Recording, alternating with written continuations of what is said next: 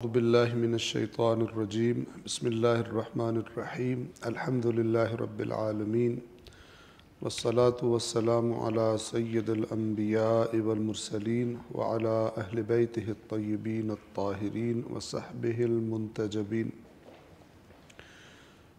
آخری جو درس ہوا تھا ہمارا، اس میں قرآن مجید کے پہلے جز میں سورۃ البقرہ آیت نمبر 134 تک ہم نے تمام کیا تھا۔ آج انشاءاللہ سورۃ البقرہ کی آیت نمبر 135 سے 141 تک تلاوت کریں گے، اور اس کے بعد ان آیات کا ترجمہ اور وضاحت آپ کی خدمت میں عرض کریں گے۔ صلوات پڑھیں محمد و آل محمد۔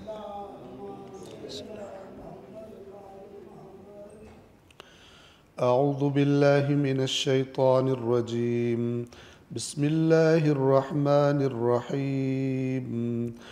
وقالوا كونوا هودا أو نصارى تهتدوا قل بل ملة إبراهيم حنيفا وما كان من المشركين قولوا آمنا بالله وما أنزل إلينا وما أنزل إلى إبراهيم وإسماعيل وإسحاق ويعقوب والأسباط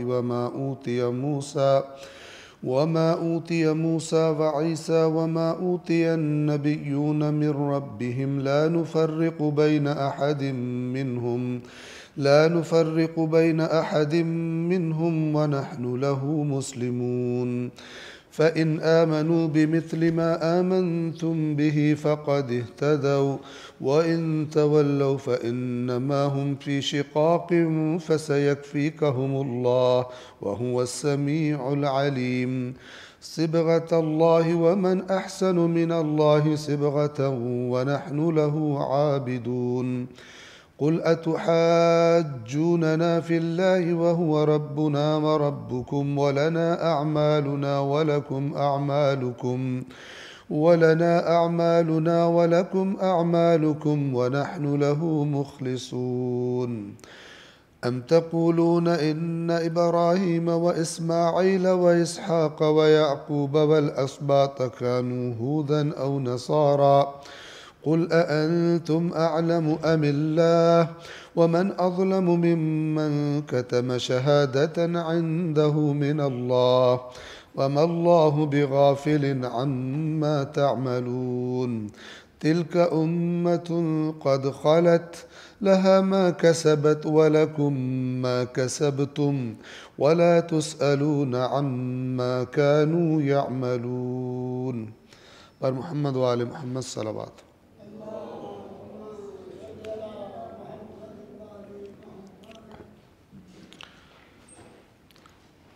سورہ بقرہ کی آیت نمبر 135 کو آغاز کرنے سے پہلے مناسبت ہے امام محمد تقی، امام جواد علیہ السلام کی شہادت کی۔ تو آج کے جو درس کا آغاز ہے وہ امام کے ایک فرمان سے ہم کریں گے، جس کا معنی اور مفہوم آپ کی خدمت میں عرض کریں گے، اور اس کے بعد انشاءاللہ آیات قرآن کی طرف واپس آئیں گے۔ امام فرماتے ہیں الناس اخوان، لوگ آپس میں بھائی بھائی ہیں، فمن یعنی انہیں بھائی بھائی ہونا چاہیے، جیسے اللہ نے فرمایا انما المؤمنون اخوہ، یہاں پر پوری انسانیت کو کہا جا رہا ہے، یعنی امام جواد علیہ السلام کے اس فرمان کے مطابق لوگ آپس میں بھائی بھائی ہیں۔ فمن كانت اخوته في غیر ذات اللہ فإنها تعود عداوة، بہت قیمتی بات ہے اور بہت بنیادی بات ہے۔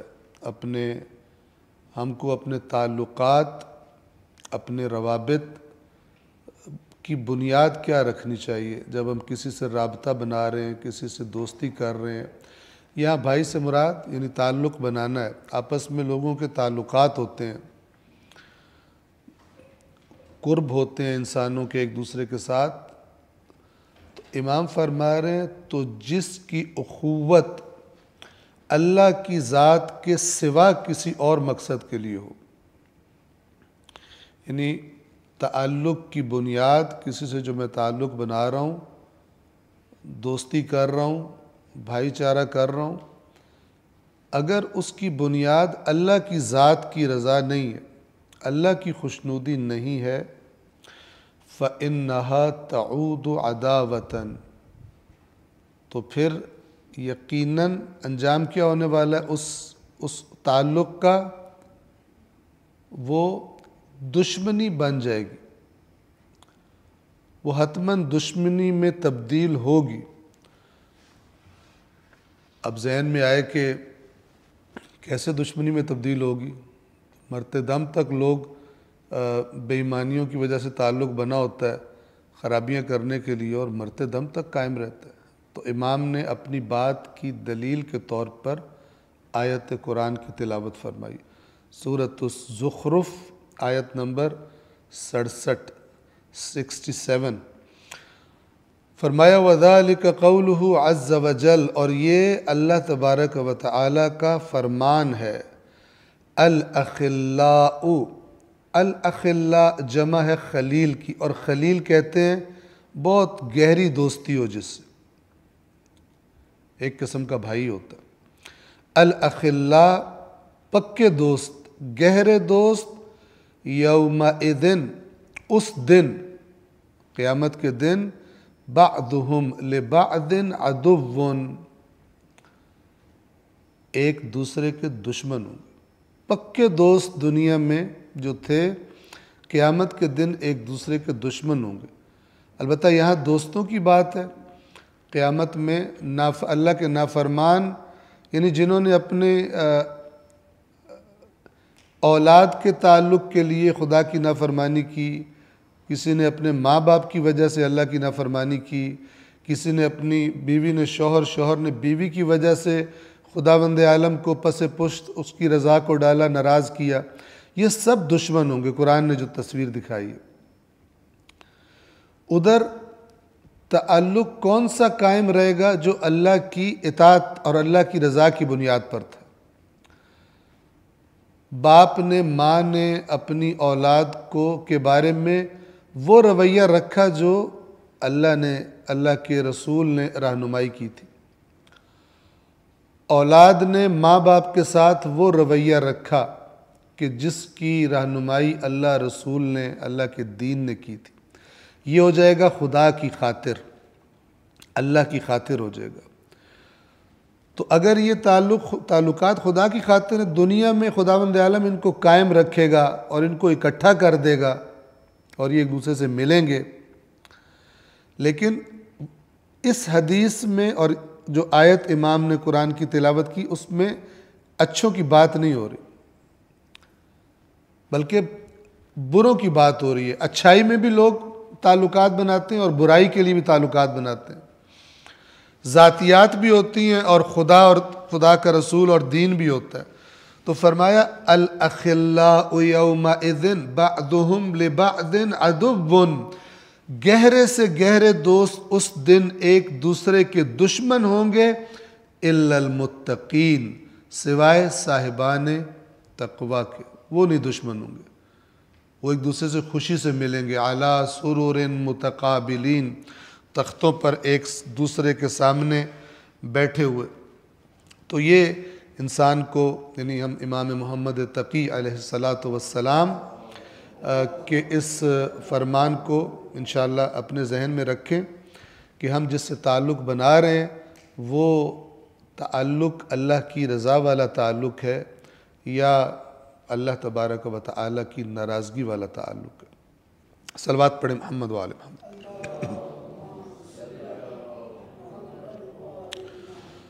سورۃ البقرہ آیت نمبر 135 سے ہم نے شروع کرنا ہے، لیکن ہم آیت نمبر 134 کی تکرار کر رہے ہیں. کیا بات چل رہی تھی؟ بات یہ چل رہی تھی کہ حضرت ابراہیم، حضرت یعقوب، حضرت اسحاق، حضرت یعقوب، ان سب کو جو یہودی تھے اور ان کے ساتھ ساتھ مسیحی بھی، یہ اپنی نسبت ان کے ساتھ قائم کر کے بہت فخر کرتے تھے اور کہتے تھے کہ ہمارے اتنے بڑے بزرگ ہیں، ہماری ان کے ساتھ نسبت ہے، یہ ہماری بخشش اور ہماری گناہوں کی معافی کا اور جنت میں جانے کا سبب بن جائیں گے۔ ہم نہیں، ان کے ساتھ نسبت، ہمارے کام نہیں، ان کے ساتھ نسبت۔ آج بھی یہ فکر پائی جاتی ہے، ٹھیک ہے۔ کہتے ہیں کہ ہم جتنے بھی برے ہوں، ہماری نسبت تو ان کے ساتھ ہے نا۔ تمہیں کس نے کہا ہے تمہاری نسبت ان کے ساتھ ہے؟ نسبت وہ ہوتی ہے کہ جو پیروی سے اور اطاعت سے وجود میں آتی ہے، ورنہ سب سے جو پکی نسبت ہوتی ہے وہ تو سگے باپ بیٹے کی ہوتی ہے۔ تو اللہ نے حضرت نوح علیہ السلام کے بیٹے کی اس نسبت کو کالعدم قرار دے دیا اور حضرت نوح سے فرمایا کہ یہ نہیں ہے تیرے اہل بیت میں سے، کیونکہ اس کا عمل برا ہے۔ تو قرآن اپنے نظریات میں کلیئر ہے بالکل، لہذا اس قسم کی باتیں سننا، شاعری سننا کہ ان کی نسبت کی وجہ سے ہم تو بخشے جائیں گے ورنہ ہمارے اعمال جو ہیں، ہم تو جتنی بھی خرابی، یہ اس سب کچھ انہی آیات کی روشنی میں پرکھا جائے۔ تو اللہ نے ان سے کیا فرمایا دیکھیے، اب یہ قرآن کا نظریہ بیان بالکل کلیئر ہے۔ اللہ نے فرمایا تلک امۃ قد خلت، 134 نمبر آیت ہے۔ یہ یہودیوں کے لیے نہیں ہے، یہ قیامت تک کے لیے خدا کا معیار ہے۔ چاہے یہودی اپنی نسبت قائم کر رہا ہو حضرت ابراہیم علیہ السلام سے اور خود کرپٹ ہو اور کہے چونکہ ابراہیم ہماری نسبت ان کے ساتھ ہے لہٰذا ہم بخشے ہوئے ہیں، اور یہودی کہتے تھے کہ ہم تو اولاد ہیں ان کی۔ آج اگر مثال کے طور پر کوئی سادات میں سے یہ کہے کہ چونکہ ہم اولاد ہیں ان کی بخشے ہوئے ہیں، تو حضرت نوح والا قصہ یہ نشہ اتارنے کے لیے کافی ہے۔ اور اگر کہیں کہ جناب ہم ان کی چونکہ ان کی امت ہیں اس لیے ہم ان کے ساتھ منسوب ہیں، تو اللہ تعالیٰ ان چیزوں کو رد فرماتا ہے۔ کیا فرماتا ہے کہ قل ان کنتم تحبون اللہ فاتبعونی، اگر تمہیں اللہ سے محبت ہے مجھے فالو کرو۔ قل اطیعوا اللہ والرسول، اے رسول ان سے کہیے اللہ اور اس کے رسول کی اطاعت کرو۔ فإن تولوا فإن اللہ لا يحب الکافرین، اگر یہ پھر جائیں اور اطاعت نہ کریں، کہیں ہم نے اطاعت کے بغیر ہی مان لیا ہے، اطاعت نہیں کرنی، تو اللہ کافروں کو پسند نہیں کرتا۔ اصلا ڈائریکٹ کافر کہہ دیا ہوا قرآن نے، اطاعت نہ کرنے والوں کو، نافرمانوں کو۔ لہذا ہم بار بار کہتے ہیں قرآن کلیئر ہے۔ تلک امۃ قد خلت، یہ ایک امت تھی جو گزر گئی، جو تم تعریفیں کر رہے ہو، ابراہیم اور اسماعیل اور اسحاق اور یعقوب، یہ گزر گئے ہیں۔ لہا ما کسبت ولکم ما کسبتم، ان کے لیے ہے وہ جو انہوں نے کام کیے تھے۔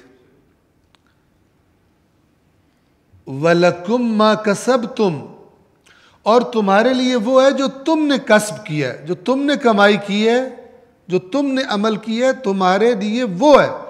یہ نہ کہو کہ انہوں نے کیے تھے لہذا ہم بخشے جائیں گے، کیونکہ امام حسین علیہ السلام پر اتنا ظلم ہوا ہے لہذا ہم بخشے جائیں گے۔ ایگزیکٹلی وہی ہے کہ جو چونکہ حضرت عیسیٰ پر اتنے ظلم ہوئے لہذا مسیح اگر ہم بخشے جائیں گے، ہمیں بخشوا دیں گے وہ۔ یہ خلاف قرآن ہے اور یہ کلیئر ہے۔ یہ نہ کہے کہ نہیں یہ ان کے بارے میں ہے لیکن ہمارا مسئلہ اور ہے۔ یہودی بھی سب کو یہی کہتے تھے، یہ تمہارے بارے میں ہے، ہمارا مسئلہ اور ہے۔ ہم اللہ کے فیورٹ ہیں، ہم اللہ کے پسندیدہ ترین قوم ہیں۔ قرآن فکر کو انٹروڈیوس کرواتا ہے کہ وہ کون سی فکر تھی جنہوں نے یہ ساری خرابیاں ان میں پیدا کر دی تھی۔ ان کے اعمال ان کے لیے اور تمہارے لیے تمہارے اعمال ہیں۔ وَلَا تُسْأَلُونَ عَمَّا كَانُوا يَعْمَلُونَ، اور تم سے سوال نہیں کیا جائے گا وہ کیا کرتے تھے۔ تم بتا دو، تم بتاؤ حضرت ابراہیم کی کوئی فضائل سناؤ اور جنت میں چلے جاؤ، وہ کیا کرتے تھے۔ حضرت ابراہیم کو سنا کے جنت میں بندہ چلا جائے یہ نہیں ہوگا۔ تم سے پوچھا ہی نہیں جائے گا ان کے بارے میں، تم سے پوچھا جائے گا تم نے کیا کیا۔ اگر اللہ نے تمہیں اپنے آخری رسول کی امت میں پیدا کیا تھا، یہ تو اللہ کی نعمت تھی تم پر، تم نے اس کا کیا قدردانی کی اور تم نے کیا استفادہ کیا اس سے؟ اگر تمہیں مثلا اہل بیت اطہار کا گھرانہ نصیب ہوا، ان کو تم مانتے تھے، ان کو اپنا سردار، ان کو اپنا لیڈر، ان کو اپنا امام مانتے تھے، کہتے تھے، تو کیا کیا ہے؟ زندگی کیسی گزاری ہے؟ تمہاری تو پرفارمنس، تمہارے اعمال تو باقی سب سے زیادہ اچھے ہونے چاہیے تھے، اور تم اتنے چالاک بنتے تھے کہ الٹا خرابیاں کر کے کہتے تھے ان کی وجہ سے بخشے جائیں گے، حالانکہ تمہیں تو سب سے زیادہ لائق اور نیک ہونا چاہیے تھا، تمہیں سب سے بہترین مربی ملے تھے۔ ہم چاہتے ہیں اللہ ہمیں دے بھی زیادہ ادھر اور کنسیشن بھی زیادہ دے، اور جن کو کم دیا ہے ان کو جوتے بھی زیادہ پڑے۔ عجیب بھائی، جن کو زیادہ دیا ان سے حساب بھی زیادہ لیا جانا چاہیے، اور جن کو کم ملا ہے ان کا حساب بھی ذرا کم ہونا چاہیے۔ ایسا ہوتا ہی نہیں ہوتا۔ ایک کو آپ لاکھ دو، ایک کو کروڑ دو، لاکھ والے کو کہو تیری تو میں تیری کھال اتار دوں گا، کروڑ والے سے کہو موجے کر، تو نے ضائع بھی کر دیے تو موجے کر۔ ایسا کرتے ہیں؟ نہیں کرتے۔ اسے کہتے ہیں آرزوؤں کا نام دین اور عقائد رکھ لینا، اپنی من گھڑت آرزوؤں کا۔ جس کو اللہ نے اپنا رسول اہل بیت عطا کیے، اس کی تو گردن پہ بڑی ذمہ داری ہے کہ وہ باقی انسانیت تک پہنچائے اس کو۔ ہمارے یہاں کیا ہے؟ باقیوں تک پہنچانا تو دور کی بات ہے، باقیوں کو جہنم تک پہنچانے کے در پہ، اور اپنے لیے سب گڑبڑ کر دیا۔ وَلَا تُسْأَلُونَ عَمَّا كَانُوا يَعْمَلُونَ، جو وہ عمل کرتے تھے تم سے سوال نہیں کیا جائے گا۔ لہذا تم اپنے کاموں کو چیک کرو، یہ نہ کہو کہ ہمارے بزرگ بہت اچھے تھے، حضرت ابراہیم تھے اور اسماعیل تھے اور اسحاق تھے اور یعقوب تھے۔ سورۃ البقرہ آیت نمبر 135۔ اب یہاں پہ ایک اور خرابی، وَقَالُوا، یہود و نصارہ کی، وَقَالُوا، اور کہتے ہیں، کونو، ہو جاؤ، بن جاؤ، ہودن، یہودی، او نصارہ، یا عیسائی۔ یہ نہیں ہے کہ یہودی اور عیسائی کہتے تھے یا یہودی بن جاؤ یا عیسائی، ایک دوسرے کے بھی بہت بڑے دشمن تھے۔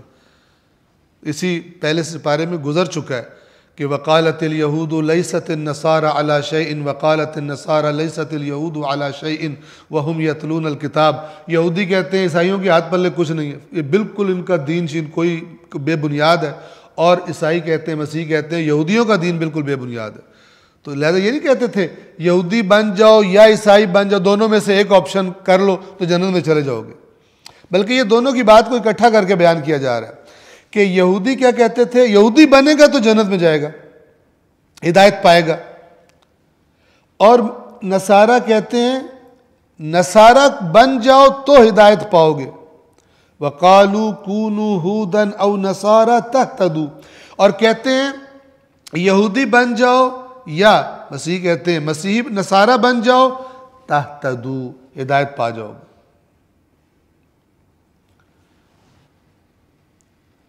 اب ذرا اس بات پہ توجہ فرمائیں، یہودیت آیا حضرت موسیٰ کا دین ہے؟ نہیں۔ نصارہ کا یہ لفظ اور یہ چیزیں کب وجود میں آئیں؟ حضرت عیسیٰ کے زمانے میں؟ نہیں۔ یہ جو لفظ یہودیت ہے، یہ حضرت موسیٰ کے دین میں تعریف کر کر کے، نئی نئی بدعتیں ایجاد کر کے، نئے نئے نظریات، نئے نئے عقائد ایجاد کر کے، وہ جو مجموعہ تھا کہ جس کی پہلی دفعہ جو اس لفظ کا استعمال ہے ملتا ہے، وہ حضرت مسیح سے 300 یا 400 سال پہلے کا، جبکہ حضرت موسیٰ بہت پہلے گزر گئے تھے۔ وہ جو تحریف شدہ، اس بات کو انشاءاللہ اچھی طرح سمجھنے کی کوشش کریں، کیونکہ امت اسلام اسی میں مبتلا ہے۔ ایک ہے اللہ تبارک و تعالیٰ کا سیدھا سیدھا کلیئر دین، واضح، جو بھی آنکھیں کھول کے دیکھے کلیئر نظر آ جائے گا اس کو کہ اللہ مجھ سے مانگتا کیا۔ اور ایک وہ دین ہوتا ہے جو زمانے گزرنے کے ساتھ ساتھ آپس کی لڑائیوں، اختلافات، ایک دوسرے کے خلاف فتووں اور نئی نئی چیزوں کے مجموعے کی شکل میں وجود میں آتا ہے۔ مثلا آج آپ اسلامی مسالک کو دیکھیں، ایسی رسومات ایجاد کی ہوئی ہیں اور ان پر مر رہے ہوتے ہیں ان کو انجام دینے کے لیے، اور سمجھ رہے ہوتے ہیں ان کا ثواب نماز روزے حج زکوٰۃ ان سے بھی زیادہ ہے، جبکہ رسول اللہ کے زمانے میں ان رسومات کا وجود ہی کوئی نہیں تھا، لیکن دلائل گھڑ گھڑ کے فٹ کر لیتے ہیں، کہتے ہیں کہ اس کا اتنا ثواب ہے، کسی چیز کا ہے ہی نہیں، اور جھوٹی حدیثیں گھڑتے ہیں پھر۔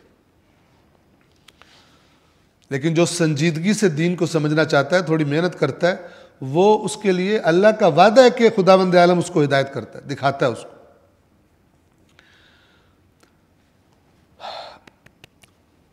بہت ساری چیزیں تھیں جو حضرت موسیٰ کے زمانے میں تھی نہیں، انہوں نے گھڑ گھڑ کے جو نیا ورژن تیار کیا تھا تحریف شدہ، اس کا نام یہودیت رکھا تھا۔ اسی طرح حضرت مسیح علیہ السلام کے بہت عرصے کے بعد یہ شکل وجود میں آئی کہ جو ابھی موجودہ ہے۔ اللہ کرے کہ میں آپ کو یہ بات سمجھا پاؤں کہ ہے کیا۔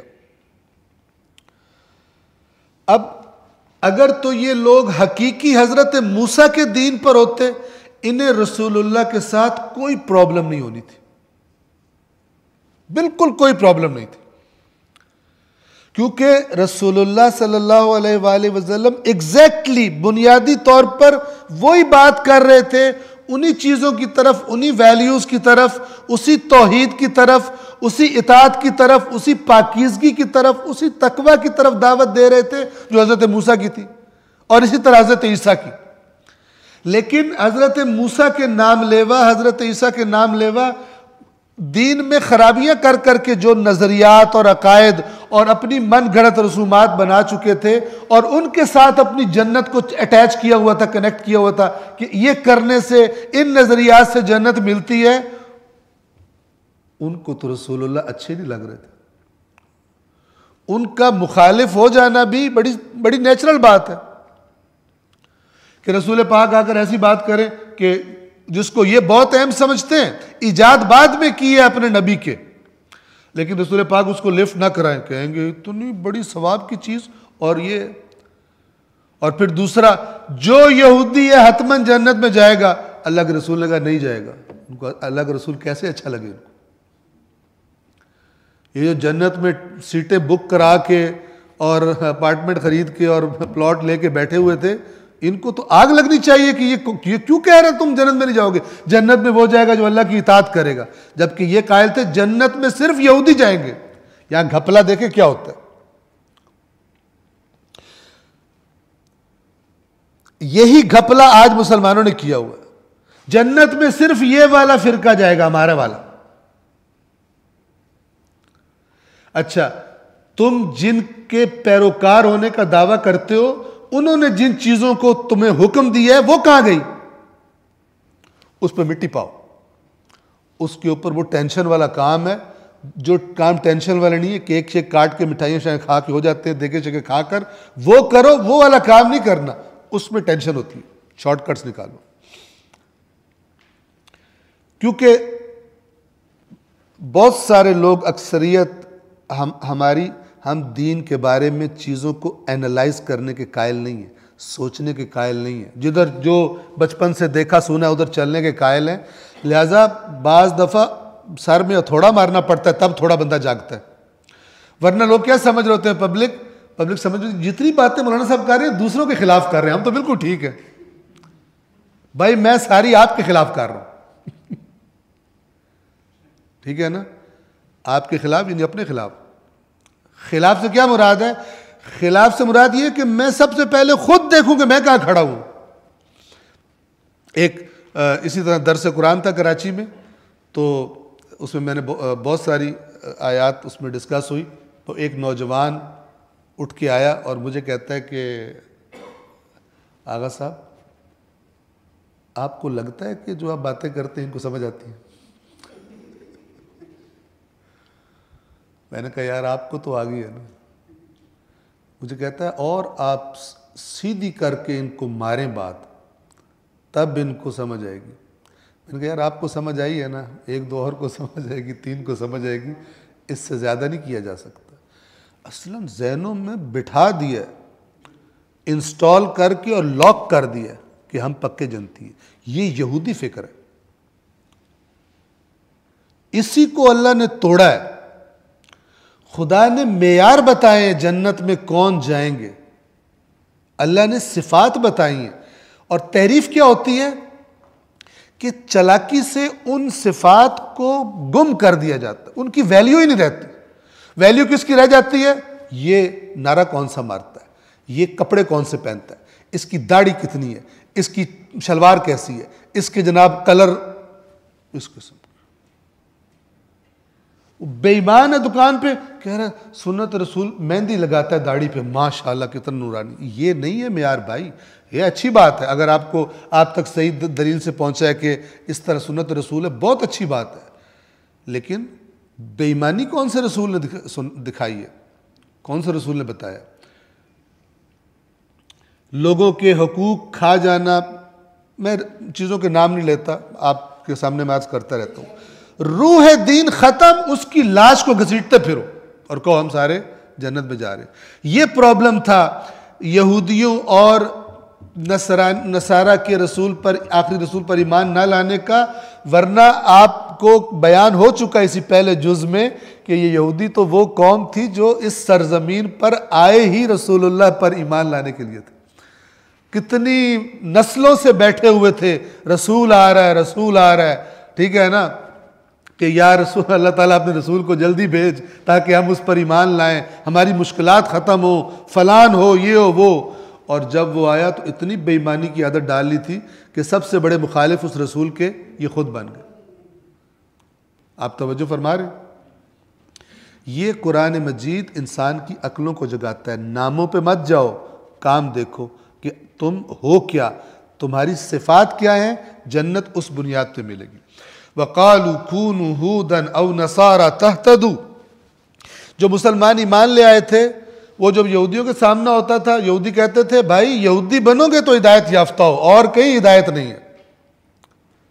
ادھر بھی بندہ جتنا نیک کو کہتے ہیں ہمارے مسلک میں آؤ، پھر بات ہے.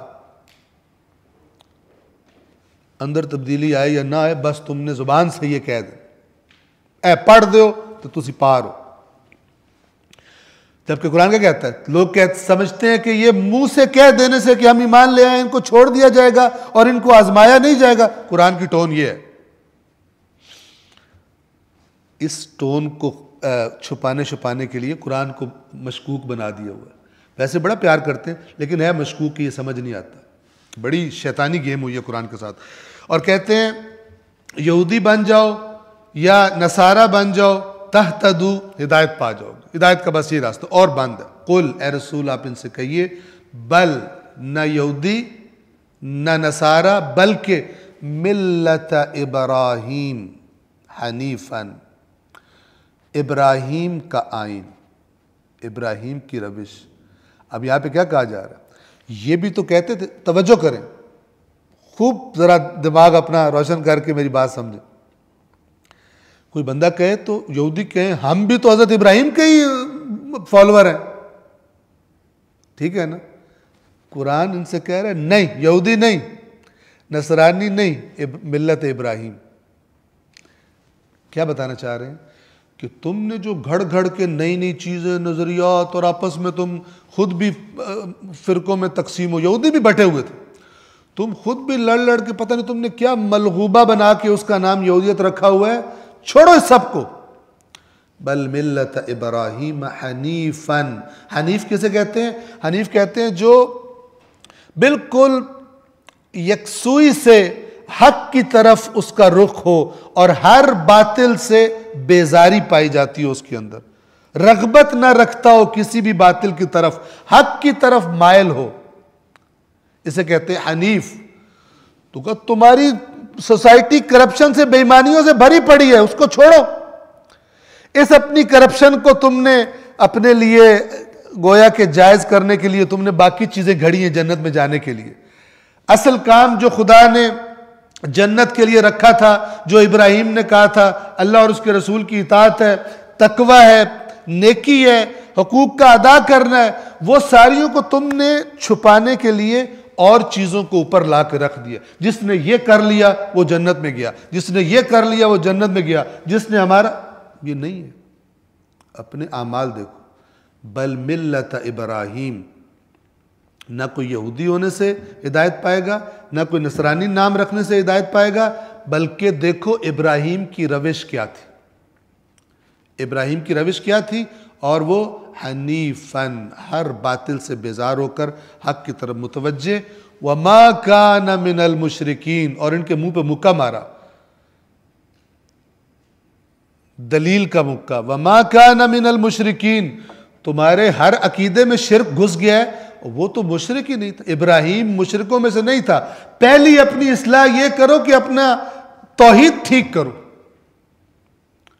وقالت اليہود عزیر ابن اللہ وقالت النصارى المسیح ابن اللہ. یہودی کہتے ہیں عزیر اللہ کے بیٹے ہیں. یہ مزاج ہے قوموں کا کہ مقدس ہستیوں کو بڑھا کے کسی طرح اللہ تعالیٰ کے ساتھ کر دو, اللہ تعالیٰ کے اختیارات ان کے سپورٹ کروا دو, اس کے علاوہ چین سے نہیں بیٹھتے. تو اللہ نے کہا ابراہیم تو وما کان من المشرکین, ابراہیم تو توحید کے سردار تھے. وہ تو توحید کہ پوری اپنی قوم سے ٹکرا گئے تھے توحید کی دعوت دینے کے لیے. اپنی حالت دیکھو, تم نے شرک سے بھرا ہوا ہے, تمہاری جو حرکتیں ہیں, تمہاری رسومات ہیں. تو جو بڑا تمام خرابیوں کی جو جڑ تھی اس کا ذکر کر دیا یہ کہہ کے وما کان من المشرکین, اور ابراہیم مشرکین میں سے نہیں تھے. آیت نمبر 136 136. ان کے جواب میں مسلمانوں سے کہا جا رہا ہے تم نے کیا کہنا ہے. وہ کیا کہہ رہے تھے؟ یہودی کہہ رہے تھے یہودی ہو تو ہدایت پاؤ گے. وہ کہہ رہے تھے مسیحی ہو تب ہدایت پاؤ گے. تو اللہ نے کہا اے رسول ان سے کہیے ملت ابراہیم حنیفاً وما کان من المشرکین. اب مسلمانوں سے کہا جا رہا ہے جب وہ تمہیں یہ بات کہیں تم یہ بات کہو, تمہارا کلام کیا ہونا چاہیے. دیکھیے 136 نمبر.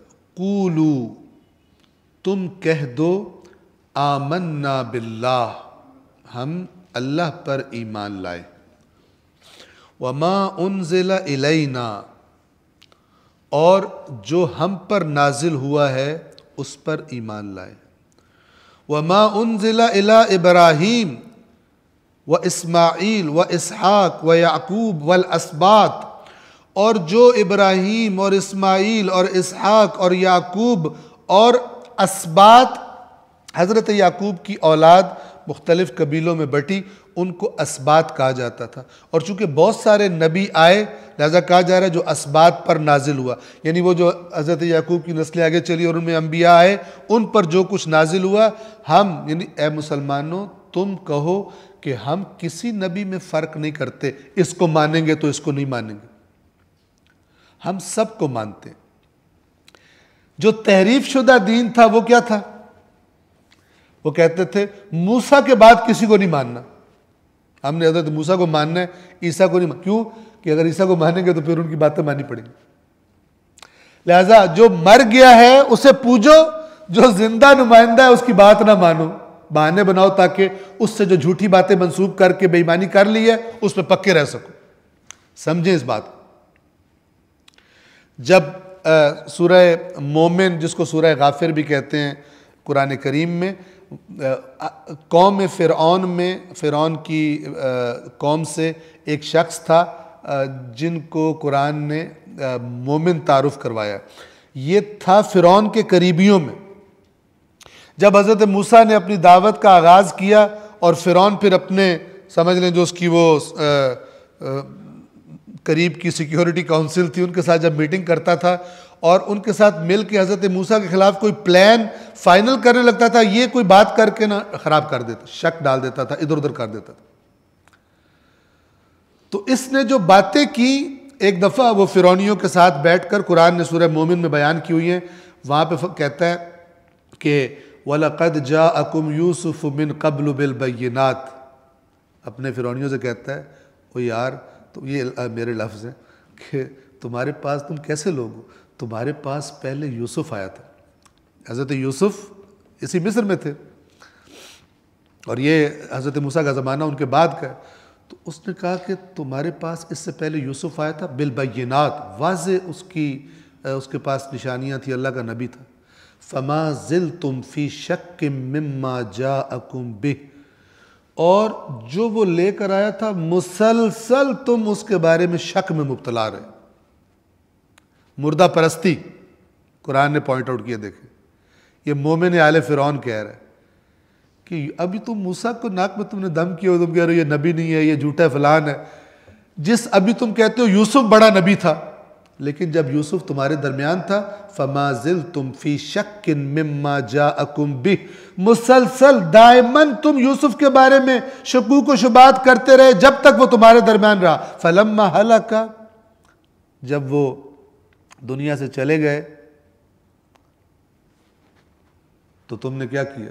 قلتم فلما ہلک قلتم لن یبعث اللہ من بعدہ رسولا، تو تم نے کہا کہ رسول تھا تو یوسف تھا، تو ہون رسول ہو ہی نہیں سکتا کوئی. جب مر گئے تھے، کیونکہ مر گئے ہیں نا، اب تم ان کے نام پہ گھڑ گھڑا کے مرضیاں کر سکتے. تم کو حضرت یوسف کی برات مناتے ہیں، حضرت یوسف کی برتھ ڈے مناتے ہیں، اور جو یوسف کی تعلیمات ہیں ان کا گھٹ بھر جاؤ. ان چیزوں کو اوپر لا کر اور سمجھو کہ اتنا اس کا ڈھیر لگا دو کہ لگے کہ یوسف کا دین یہی تھا جو تم کر رہے ہو. کہا کہ اب جب یوسف چلے گئے دنیا سے، تم نے کہا نبی اللہ نے بھیجنا ہی کوئی نہیں یوسف کے بعد، تاکہ بعد میں آنے والوں کے ساتھ بے ایمانی کر سکو. جب بعد میں کوئی نبی آئے تو تم کہو کہ نا یوسف پہ بات مک گئی ہے، ختم، تم لوگ جھوٹ بول رہے ہو. تو یہ قوموں کا ایک یہ وتیرہ رہا ہے کہ جب تک وہ مقدس ہستی ان کے درمیان موجود ہوتی ہے اس کی ناک میں دم کرتے ہیں، اسے تنگ کرتے ہیں. جب وہ دنیا سے چلا جاتا ہے اب اس نے کہنا تو نہیں یہ کرو یہ نہ کرو، لہٰذا اس کے نام پہ جو مرضی گھپلے. یہ اس طرح دین کی تعریف ہوتی ہے. چونکہ جو لوگ کسی دین کو مانتے ہیں انہیں یہ نہیں شیطان کہتا کہ نبی کو چھوڑ دو، مولا علی کو چھوڑ دو، فلان، وہ تو جوتے ماریں گے اس کو. وہ ان کے نام پر ایک پیرلل دوسرا سسٹم لا کے دیتا ہے کہ اسی کو تم پوجتے رہو، جو ان کا اصلی پیغام تھا وہ تمہیں بھول جائے، اس کی اہمیت ہی کوئی نہ. یہ ہے شیطان کی گیم. قولو، آپ کہہ دیجئے ہم ایمان لائے، تم مسلمانوں تم کہہ دو ہم ایمان لائے اللہ پر اور جو ہم پہ نازل ہوا اور جو ابراہیم پر نازل ہوا اور اسماعیل پر اور اسحاق پر اور یعقوب پر اور اسباط پر، وما اوتی موسیٰ و عیسیٰ، اور جو عطا کیا گیا موسیٰ اور عیسیٰ کو، وما اوتی النبیون من ربہم. یہ موسیٰ اور عیسیٰ کا پرٹیکولرلی نام لیا کیونکہ مقابلہ کس سے ہے؟ یہود و نصارہ سے ہے. ایک حضرت موسیٰ کے نعرے مار رہے ہیں، دوسرے حضرت عیسیٰ کو نعرے مار رہے ہیں دونوں بے ایمان، دونوں نے تعریف کیا ہوا ان کے نام پر دین کو. اور لہذا کہا گیا جو موسیٰ اور عیسیٰ پہ نازل ہوا ہم اس پر بھی ایمان رکھتے ہیں. وما اوتی النبیون من ربہم، اور جو کچھ نبیوں کو ان کے رب کی طرف سے عطا ہوا ہم سب پر ایمان رکھتے ہیں. لا نفرق بین احد منہم، ہم ان میں سے کسی ایک کے بارے میں بھی اس فرق کے قائل نہیں ہیں جو تم کہتے ہو اس کو مانیں گے اس کو نہیں مانیں گے، اس کو مانیں گے اس کو نہیں مانیں گے. ہم کسی فرق کے قائل نہیں ہیں. وَنَحْنُ لَهُ مُسْلِمُونَ، اور ہم اللہ کے سامنے تسلیم ہیں. ہم اللہ کے سامنے تسلیم ہیں. مسلم یعنی جو خدا کے سامنے تسلیم ہو جاتا ہے اور اس ذریعے سے اللہ تبارک و تعالیٰ کی سلامتی میں داخل ہو جاتا ہے. 137 فَإِنْ آمَنُوا بِمِثْلِ مَا آمَنْتُمْ بِهِ. اب اللہ تعالیٰ فرما رہا ہے کہ تو اگر یہ لوگ یعنی اے مسلمانوں جب تم انہیں یہ دعوت دو گے، بتاؤ گے کہ ہم اس طرح ایمان لائے ہیں، ہم سب نبیوں پہ ایمان رکھتے ہیں. یہ کون سی معقول بات ہے کہ ایک نبی پہ ایمان لانا ایک پر ایمان نہیں لانا. فَإِنْ آمَنُوا بِمِثْلِ مَا آمَنْتُمْ بِهِ فَقَدْ اهْتَدَوْا. اگر یہ یہود و نصارہ اس طرح ایمان لائے جس طرح تم ایمان لائے ہو، جو تم نے کرائٹیریا جو تمہیں اللہ کے ذریعے تم تک پہنچا ہے اور تم ان کو بتا رہے ہو، اس طرح اگر وہ لوگ بھی ایمان لائیں فَقَدْ اهْتَدَوْا، تو یقیناً وہ ہدایت پا گئے. یعنی وہ جو کہہ رہے ہیں یہودی بن جاؤ، مسیحی بن جاؤ، تہتدوا، ہدایت پا جاؤ گے، باطل ہے وہ. یہ اس طرح ایمان لاؤ، اللہ کے تمام نبیوں پر اور خدا کے سامنے جھک جاؤ. اگر یہ لوگ اسی طرح ایمان لے آئیں جس طرح تم ایمان لائے ہو تو وہ ہدایت پر آ گئے یقیناً۔ وَإِن تَوَلَّوْا، اور اگر وہ پھر جائے اس سے بہانے شانے بنا کر، کوئی نہ کوئی دلائل لا کر اور ادھر نہ آنا چاہیں، فَإِنَّمَا هُمْ فِي شِقَاقٍ، تو وہ تو صرف جھگڑے میں ہے، یعنی تم جان لو کہ یہ کرنا ہی جھگڑا چاہتے ہیں، آنے نہیں چاہتے۔ شقاق، شق آپ کو پتہ ہے، زمین شق ہو گئی، یہ کسی چیز کے پھٹنے کو کہتے ہیں، اور اسی سے جب آپس میں جو اچھے تعلقات ہوتے ہیں چونکہ جھگڑے کی وجہ سے گویا وہ پھٹ جاتا ہے، وہ تعلق خراب ہو جاتا ہے، اس لیے جھگڑے کو بھی شقاق مثال کے طور پر کہا جاتا ہے۔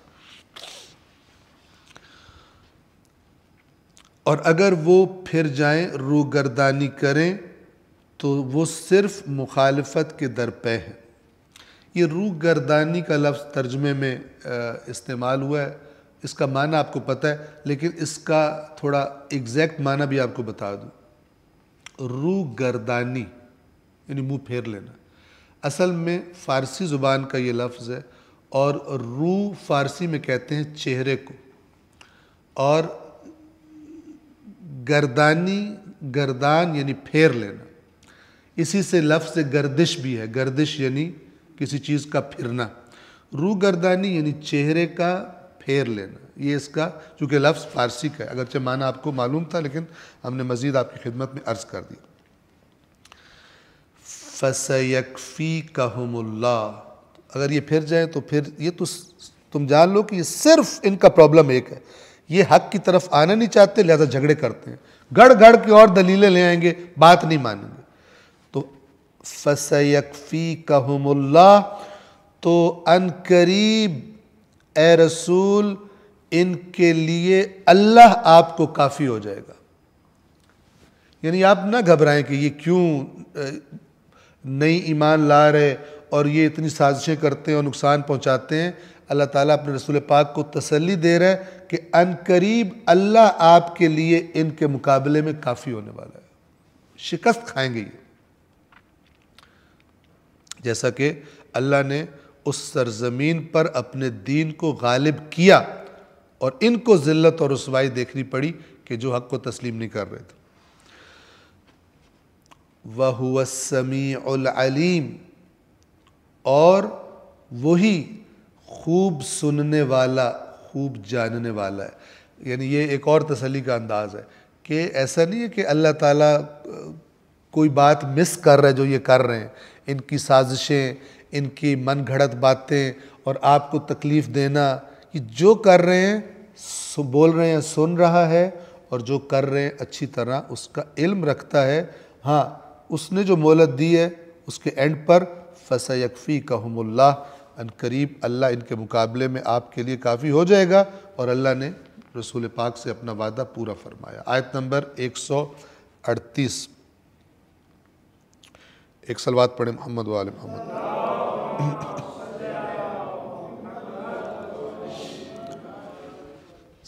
صبغۃ اللہ، صبغہ عربی زبان میں رنگ کے لیے، رنگ کو کہتے ہیں، کلر کو۔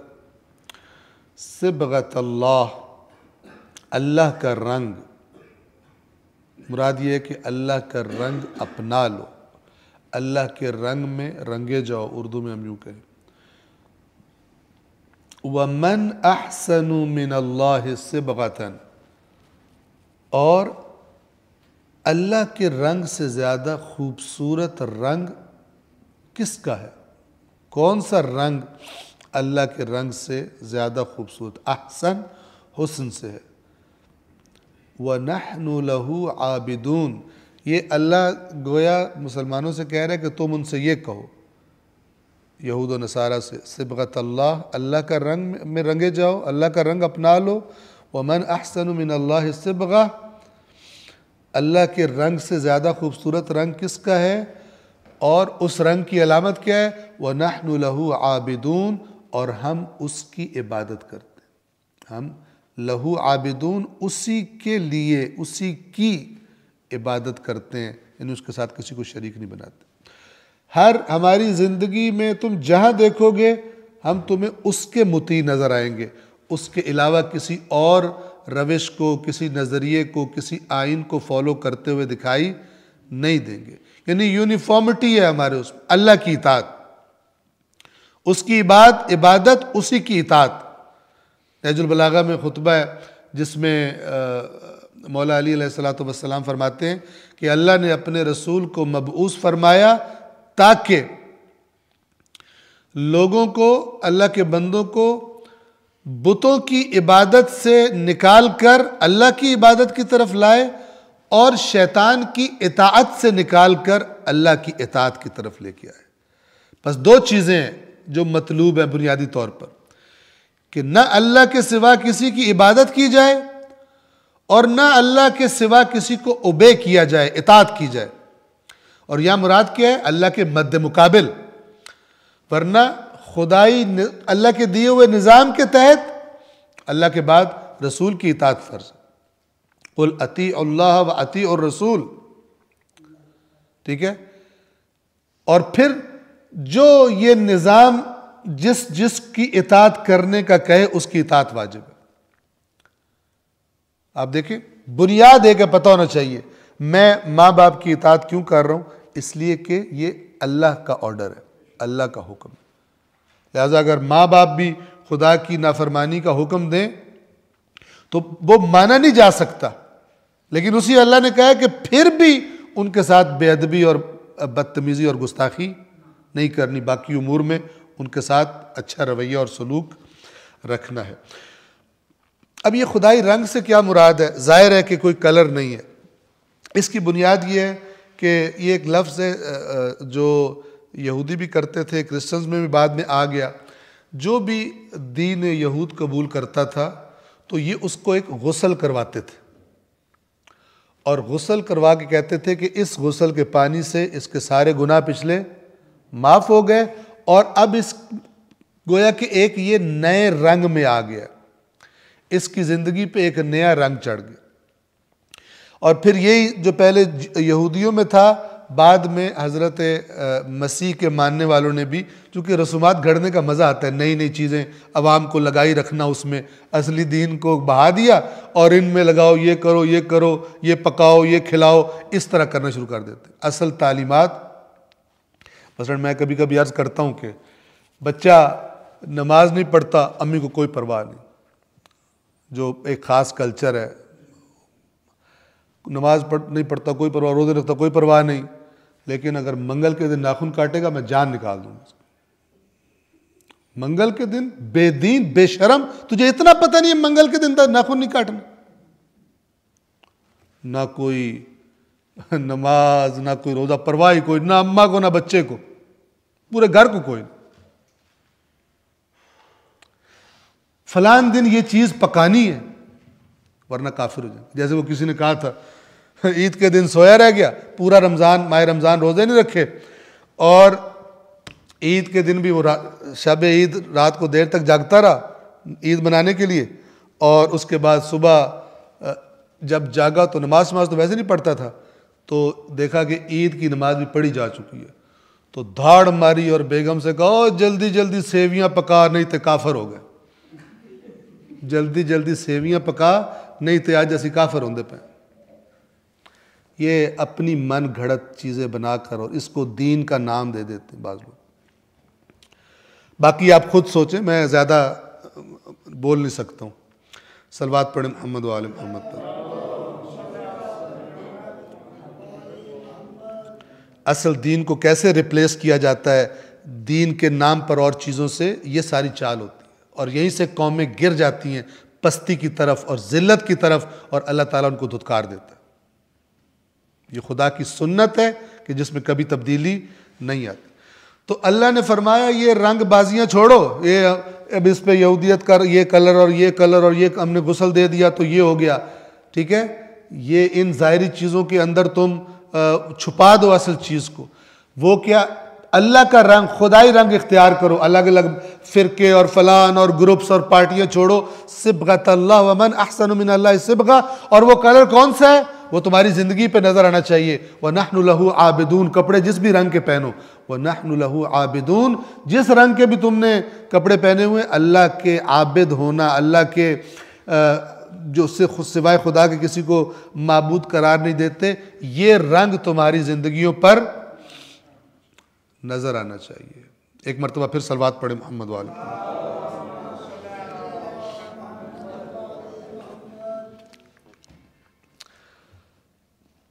آیت نمبر 139 139. قُلْ أَتُحَاجُّونَنَا فِي اللَّهِ, اے رسول ان سے کہیے, یعنی یہود و نصارہ سے, کیا تم اللہ کے بارے میں ہم سے جھگڑتے ہو؟ تحاجوننا حجت سے ہے. محاجہ کہتے ہیں ایک دوسرے پر دلیلیں لانا. ایک بندہ دلیل دے, دوسرا کہے نہیں میری دلیل یہ ہے. اس کو یعنی گفتگو میں جھگڑا کرنا دلائل سے. تو یہ کہا جا رہا ہے تم اللہ کے بارے میں جھگڑتے ہو ہمارے ساتھ. ہم تمہیں کیا کہہ رہے ہیں؟ ہم کہہ رہے ہیں پوری طرح خدا کے سامنے سر جھکاؤ, من گھڑت چیزوں کو چھوڑ دو. اور تم کہہ رہے ہو کہ نہیں, ہمارا جو یہودیت ہے اس طرح ہو جاؤ, اس میں داخل ہو جاؤ. وہ کہہ رہے ہیں ہم نے جو مسیحیت جس کا نام رکھا ہے اس میں داخل ہو جاؤ, اس کے علاوہ کوئی نہ جنت میں جا سکتا ہے نہ کوئی ہدایت پا سکتا ہے. تم اللہ کے بارے میں جھگڑ رہے ہو. قُلْ أَتُحَاجُّونَنَا فِي اللَّهِ, اے رسول کہہ دیجئے کیا تم اللہ کے بارے میں ہم سے جھگڑتے ہو, دلیل بازی کرتے ہو؟ وَهُوَ رَبُّنَا وَرَبُّكُمْ, ہم بھی اسی اللہ کو مانتے ہیں جبکہ وہ ہمارا بھی رب ہے اور تمہارا بھی رب ہے. یہ تو سبب بننا چاہیے تھا کہ ہم آرام سے بیٹھ کے بات کرتے, صحیح غلط کی تمیز کرتے, جبکہ تم جھگڑے پہ تولے ہو. بے ایمان بندہ جھگڑے پہ تولا ہوتا ہے. جو دلیل رکھتا ہے وہ تو چاہتا ہے کہ اچھا ماحول ہو جس میں مجھے بات کرنے کا موقع ملے. یہ جتنے آپ دیکھتے ہیں نا ایکسٹریمسٹ, اور اپنے مسلک کے نام پہ گالیاں اور گردنیں اڑا دو اور یہ کر دو, یہ جاہل, ان کو پتہ ہی نہیں. ان سے پوچھو نا کہ اس کی کوئی دلیل جو تم بات کر رہے ہو, تو کہے گا قبلہ صاحب نے فرمایا. میں تے انا, مجھے تو پتہ کوئی نہیں ہے, قبلہ صاحب نے یہ فرمایا کہ یہ کر دو. اچھا آپ دیکھیں, ابھی آپ نے دیکھا ہوگا یہ جو ابھی ایک جاہل نے توہین کی امام موسیٰ کاظم علیہ السلام کی, ہمارا ریئیکشن کیا ہونا چاہیے؟ ہمارا ریئیکشن وہ ہونا چاہیے جو اہل بیت نے سکھایا ہے, یہ ہمارا ریئیکشن وہ ہونا چاہیے جو بالکل لوفروں والا ہوتا ہے, جو منہ میں آیا گالی لکھ دی, ماں کو گالی, اس کی بہن کو گالی, پتہ نہیں کس کس کو. اور وہ اس نے بتایا گیا جی, تصدیق کسی نے نہیں کی, وہ بتایا گیا یہ فلانے کا رشتہ دار ہے. وہ جس کا رشتہ دار تھا وہ پاکستان میں مثلا ایک شخصیت ہے پاکستان میں, اس کو گالیاں. یہ کس نے سکھایا ہے؟ یہ کس نے تربیت کی ہے گالیاں دینے کی؟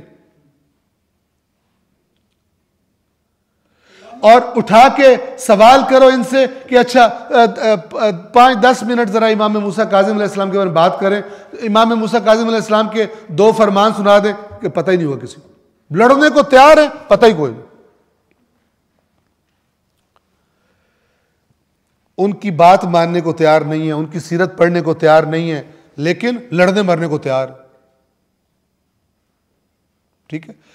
اچھا وہ تصدیق نہیں کی, پوچھا نہیں, اس نے بیان پورا جاری کیا مذمت کا, میرا کوئی تعلق نہیں ہے اس سے جس نے یہ حرکت کی ہے, لیکن یہ گالیاں دیے جا رہے, گالیاں دیے جا رہے. یہ کون سی سینس ہے اس ملک کے اتنے نفرت والے ماحول میں اس طرح کی بیہودگی کرنا؟ ایک صاحب آئے تقریر کر کے میں خود قتل کروں گا اس کو, اور ورنہ اگر میرا بس چل گیا, ورنہ میں اعلان کروں جو اسے قتل کر دے میں اس کو اتنے لاکھ روپے دوں گا. بھائی اس بندے سے کوئی پوچھے جب یہی والی بات تمہارے خلاف دوسرے مسلک والے کرتے ہیں تو کہتے ہو قانون کی عملداری ہونی چاہیے, ادارے کہاں سو رہے ہیں, یہ ملک میں لا قانونیت جنگل کا قانون بن گیا. ابھی تمہیں پھر کیا ہو گیا؟ اپنی باری آئی تو خود وہی حرکت کرتے ہو. دونوں کی تمہاری تربیت خراب ہو گئی. جب اپنی باری آئے وہی ساری غلاظت کر دو, دوسرا کرے تو کہو غلاظت کر رہا ہے, خود یہ یہودی یہ ہوتا ہے. دوسرا تمہارا مال کھا جائے کہ حرام خور ہے, تم دوسرے کا کھا جاؤ, کہتے ہیں اس کا مسلک دوسرا کھا بھی جاؤ تو کچھ نہیں ہوتا, ان کا مال ہے ہی جائز ہمارے اوپر. یہ بے ایمانیوں سے بھرا ہوا جو سسٹم ہے، یہ بالکل اسی طرح تحریف شدہ اسلام کی شکلیں بنائی ہیں جس طرح یہودیوں نے حضرت موسیٰ کے دین کی تعریف کی اور مسیحیوں نے حضرت عیسیٰ کے دین کی تعریف کی، اپنی بے ایمانیوں کو، سسٹم کو جسٹیفائی کرنے کے لیے۔ قُلْ أَتُحَاجُّونَنَا فِي اللَّهِ، کہہ دیجئے کیا تم اللہ کے بارے میں ہم سے جھگڑتے ہو؟ وَهُوَ رَبُّنَا وَرَبُّكُمْ، جبکہ وہ تمہارا بھی رب ہے ہمارا بھی رب ہے۔ بیٹھو بات کریں ہم آرام سے، اینالائز کریں چیزوں کو، کون سی چیزیں میل کھاتی ہیں، حضرت موسیٰ نے کہی ہیں نہیں کہی۔ اور یہ تو بیٹھتے کیوں؟ رسول اللہ کو پہچانتے تھے، اتنی نشانیاں پتہ تھی، لیکن پھر بھی بیٹھنے کو تیار نہیں ہوتے تھے۔ کیوں؟ پتہ تھا بے ایمان ہے، پتہ تھا دلیل نہیں ہے، مل کے بیٹھ کے بات ہوگی خراب ہو جائیں گے۔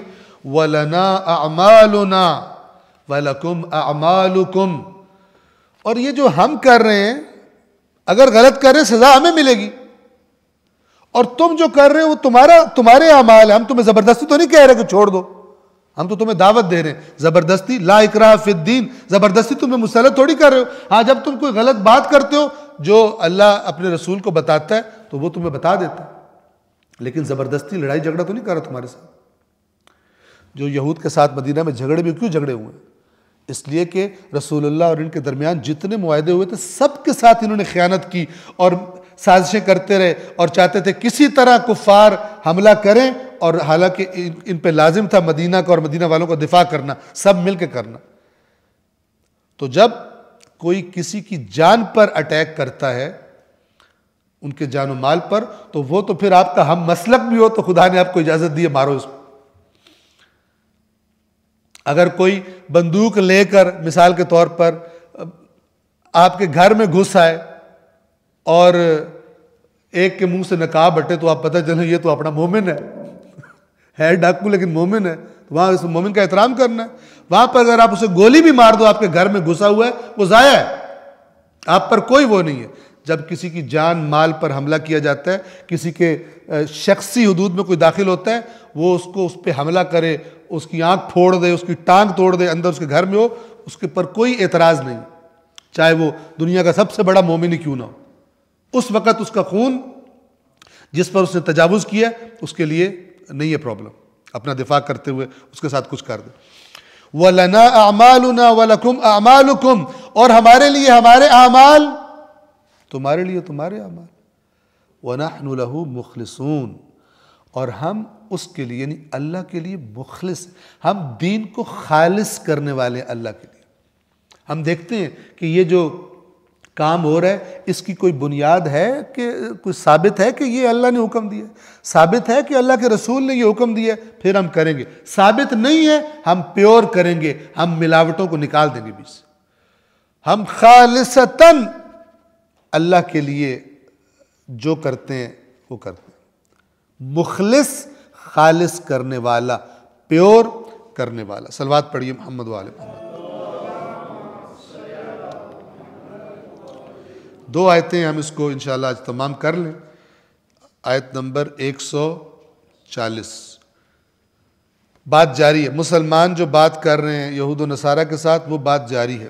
ام تقولون، یا تم یہ کہتے ہو، یعنی ان کی غلط باتوں کا جواب دیا جا رہا ہے۔ پہلے کیا کہا گیا؟ کیا تم اللہ کے بارے میں ہم سے جھگڑ رہے ہو؟ جھگڑے کیا بات ہے؟ ہمارا بھی رب ہے تمہارا بھی رب ہے، مل کے بیٹھ جاؤ۔ اور اگر تم سمجھتے ہو ہم کچھ غلط کر رہے ہیں، ہمارے لیے ہمارے اعمال ہیں، تمہارے لیے تمہارے اپنے اعمال ہیں۔ اب دوسری بات جو اور یہ کچھ کہا کرتے تھے اور اللہ تعالیٰ اس کے ذریعے اس کو بھی رد کر رہا ہے، کیا کہتے تھے؟ یہ کہتے تھے ابراہیم اسماعیل اسحاق یعقوب اسباط یہ سارے کے سارے یہودی تھے، اور مسیح کہتے تھے سارے کے سارے کون تھے؟ مسیحی تھے۔ ام تقولون، یا کیا تم یہ کہتے ہو، اس کے قائل ہو کہ ان ابراہیم و اسماعیل و اسحاق و یعقوب والاسباط کانوا ھودا او نصارا، کہ بے شک ابراہیم اور اسماعیل اور اسحاق اور یعقوب اور اسباط یہ یہودی تھے یا نصارہ تھے؟ یعنی یہودی کہتے ہو یہ سب کے سب یہودی تھے ہمارے مذہب سے، اور نصارہ کہتے ہیں ہمارے مسلک سے۔ قل، اے رسول کہیے، اانتم اعلم ام اللہ، کیا تم زیادہ علم رکھتے ہو یا اللہ؟ اللہ نے کہا ہوا ہے ما کان ابراہیم یہودیا ولا نصرانیا ولکن کان حنیفا مسلما وما کان من المشرکین. حضرت ابراہیم کا تعارف اللہ نے یہ کرایا ہے اور کہا ہے کہ او بھائی تمہاری عقل کہاں چلی گئی کہ ابراہیم جب تھے تو نہ تورات نازل ہوئی تھی نہ انجیل نازل ہوئی, تم نے کیسے یہودی کر دیا اس کو؟ تم نے تو یہ جو یہودیت کی موجودہ شکل ہے, یہ جو نام تم نے نیا نکالا ہے, یہ تو حضرت موسیٰ کے بھی بہت عرصے کے بعد بنایا ہے. تم نے جو نصارہ خود کو کہا حضرت مسیح کے بھی کتنے سالوں کے بعد نکالا ہے. اور تمہاری عقل کیسی ہے؟ تم کہہ رہے ہو ابراہیم بھی یہودی تھے, تم کہہ رہے ہو ابراہیم بھی مسیحی تھے, یعنی جو تم نے جو تحریف شدہ شکل بنائی ہے اس کے ساتھ ان کو بھی شامل کرتے ہو. کیونکہ وہ شخصیات بڑی ہیں تو تم نے کہا یہ وہی تھا, ہمارے والے دین پہ تھے. قل اانتم اعلم ام اللہ, کہہ دیجئے کیا تم اعلم یعنی زیادہ علم رکھتے ہو یا اللہ. ومن اظلم ممن کتم شہادتا عنده من اللہ, اور یہ اب دھمکی دی جا رہی ہے, اس سے بڑھ کر ظالم کون کہ جو اللہ کے پاس, اللہ کی طرف سے اس کے پاس کوئی گواہی ہو اور وہ اس کو چھپا لے. اس سے بڑھ کر ظالم کون ہے؟ تم بڑے ظالم ہو.